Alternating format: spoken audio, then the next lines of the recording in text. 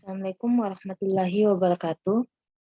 Terlebih dahulu, perkenalkan saya Putri Jafar dengan stambuk 130-2020-0287, kelas B3, Prodi Teknik Informatika. Di sini saya akan mempresentasikan hasil tugas pendahuluan praktikum 2 dari mata kuliah pemrograman web. Untuk mengefisienkan waktu, saya akan menjelaskan hasil tugas saya.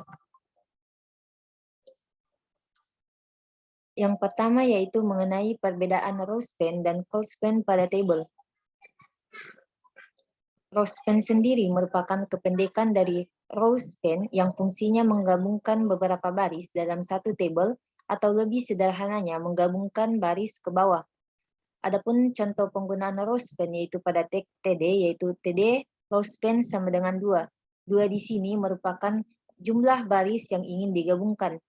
Sedangkan call span sendiri merupakan kependekan dari column span yang fungsinya menggabungkan beberapa kolom dalam satu tabel atau lebih singkatnya kotak yang melebar ke samping.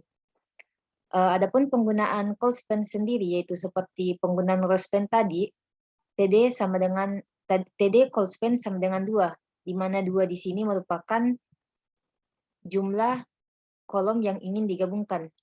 Di sini saya akan memberikan contoh penggunaan row span dan call span.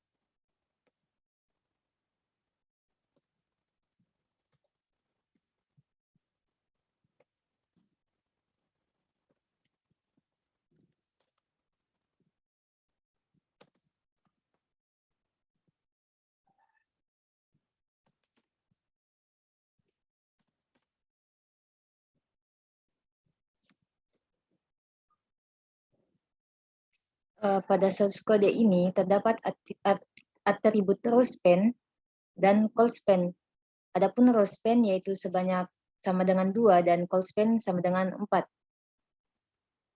Atribut rowspan sama dengan 2 berarti baris pada nama siswa menggabungkan 2 baris menjadi 1. Sedangkan pada callspan sama dengan 4, yaitu kolom nilai mata pelajaran akan menggabungkan 4 kolom menjadi 1. Mari kita lihat hasil outputnya.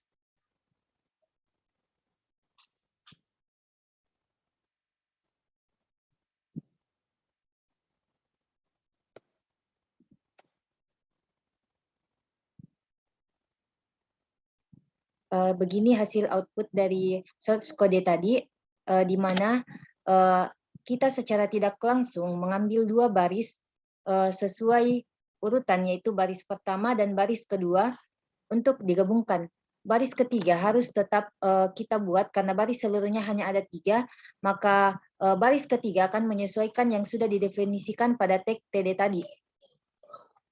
Sama seperti rowspan, pada callspan ini secara tidak langsung kita mengambil 4 kolom sesuai urutan, yaitu kolom 1, kolom 2, dan kolom 3 untuk digabungkan kolomnya, dan kolom di bawahnya tetap menyesuaikan.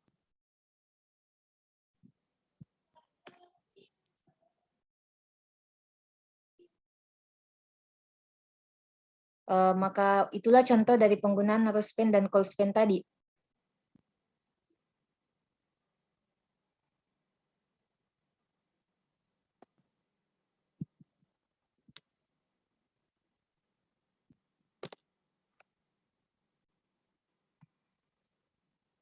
Selanjutnya kita memasuki materi kedua, yaitu perbedaan metode post dan get pada form. Di sini ada beberapa perbedaan atau hal yang dijadikan dasar perbandingan antara metode post dan get.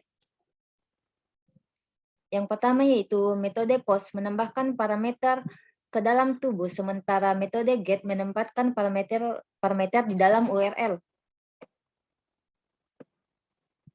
Get pada dasarnya digunakan untuk mengambil informasi, sebagai lawan tujuan metode post adalah untuk memperbarui data.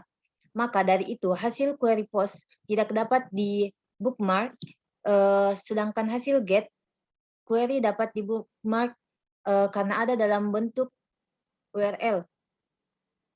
Dalam metode get, informasi terlihat di URL yang meningkatkan kerentanan dan risiko peretasan. Sebaliknya, metode post tidak menunjukkan variabel dalam URL, dan beberapa teknik penyandian juga dapat dipergunakan yang membuatnya tangguh.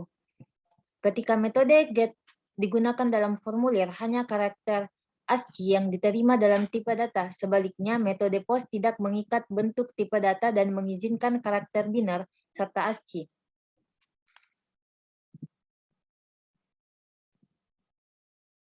Ukuran variabel dalam metode get adalah sekitar 8 MB, sedangkan pada ukuran variabel dalam metode get yaitu sekitar 2000 karakter. Sebaliknya, metode post memungkinkan ukuran variabel sehingga 8 MB. Dalam metode get, data metode get dapat di-cache, sementara data metode post tidak. Metode get digunakan untuk meminta URL dari server web untuk mengambil dokumen HTML. Ini adalah metode konvensional untuk browser mengirimkan informasi yang dianggap sebagai bagian dari protokol HTTP. Metode get dipresentasikan dalam bentuk URL sehingga dapat di-bookmark. Get hanya digunakan di mesin pencari. Setelah mengajukan permintaan oleh pengguna ke mesin pencari, mesin mengeksekusi permintaan dan memberikan halaman yang dihasilkan. Hasil query dapat disetel sebagai tautan atau ditandai. Metode get memungkinkan pembuatan jangkar yang membantu mengakses program CGI dengan query tanpa menggunakan formulir. Query yang dikonstruksikan ke dalam tautan, jadi ketika tautan dikunjungi, program CGI akan mengambil informasi yang sesuai dari basis data. Metode GET memiliki beberapa masalah keamanan karena data yang dimasukkan terlihat di URL. Hanya sejumlah data terbatas yang dapat dilewati melalui metode GET. Karena panjang URL dapat dilalui peramban bisa 1000 karakter.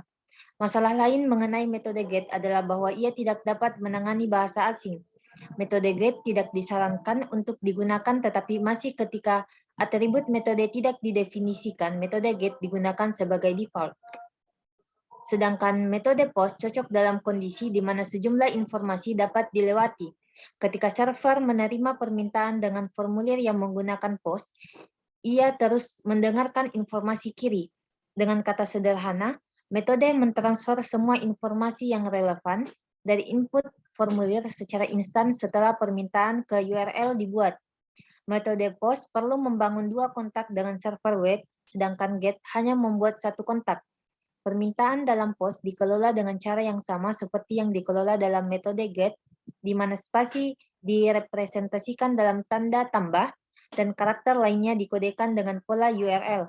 Itu juga dapat mengirimkan item dari file.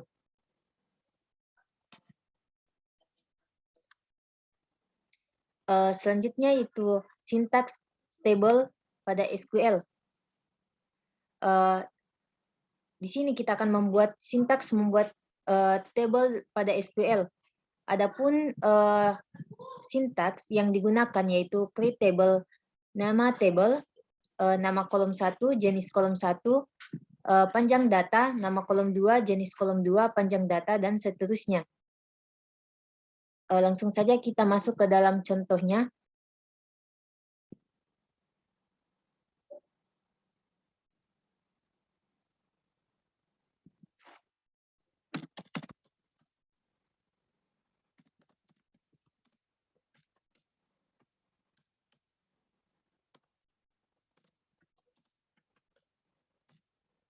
Di sini kita akan membuat database yang bernama toko.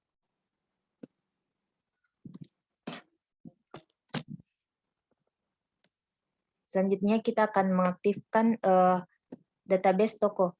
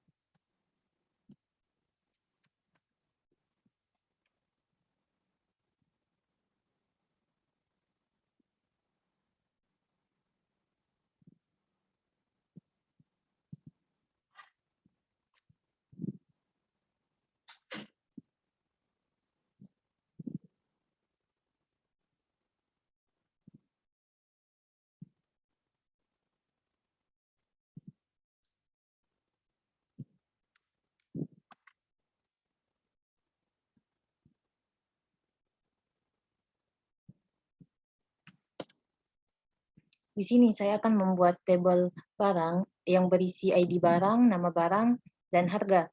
Yang kedua itu tabel pelanggan yang berisi ID pelanggan, ID barang, dan nama pelanggan beserta alamat.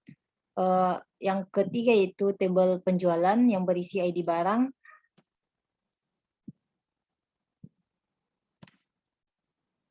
ID pelanggan, dan total transaksi.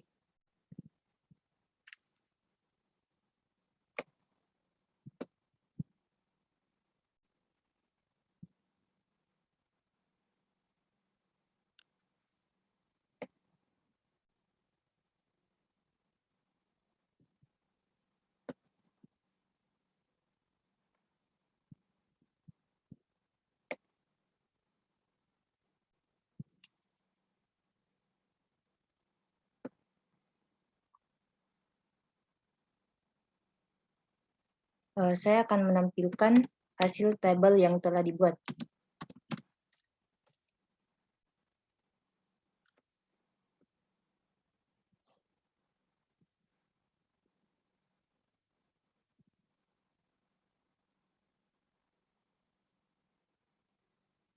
Ini tabel yang telah dibuat yaitu tabel barang, pelanggan, dan penjualan. Selanjutnya kita akan memberikan nilai pada tabel barang.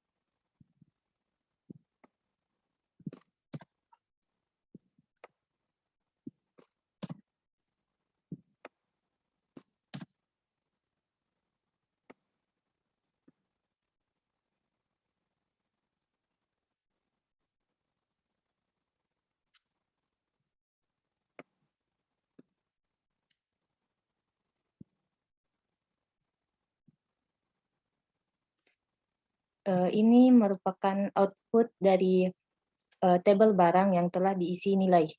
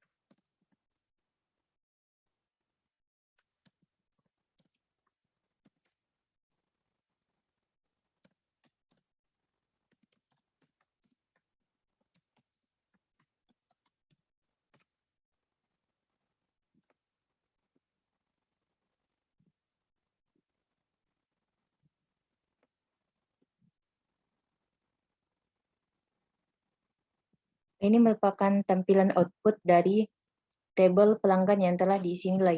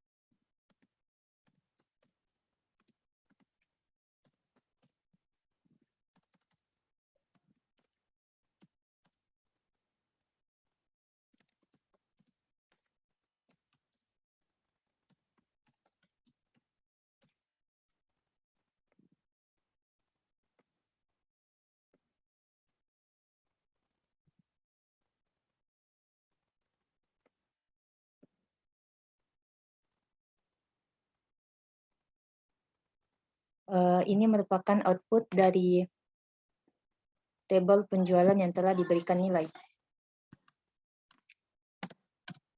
Kemudian saya akan mengupdate nama buku menjadi buku gambar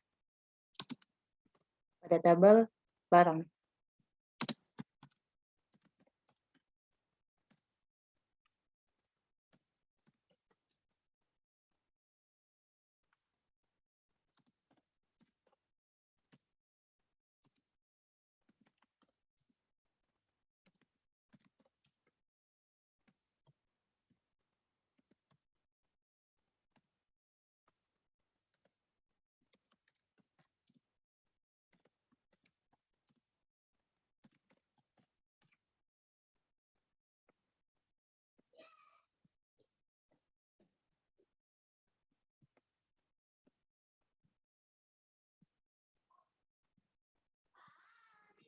Ini hasil perubahan dari nama barang buku menjadi buku gambar.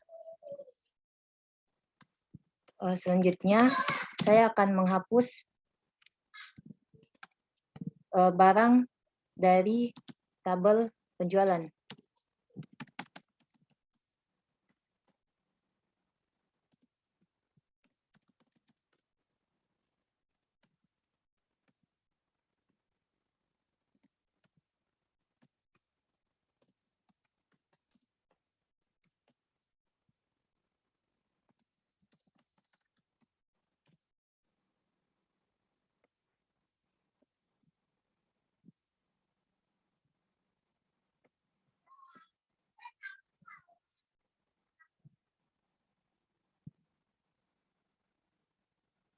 Ini adalah hasil outputnya setelah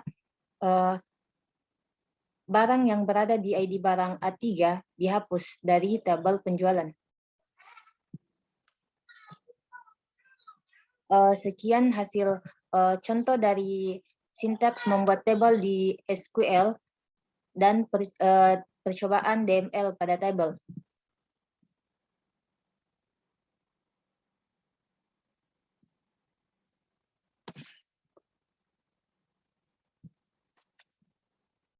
Sekian hasil tugas saya yang dapat saya presentasikan. Kurang dan lebihnya mohon dimaafkan. Wassalamualaikum warahmatullahi wabarakatuh.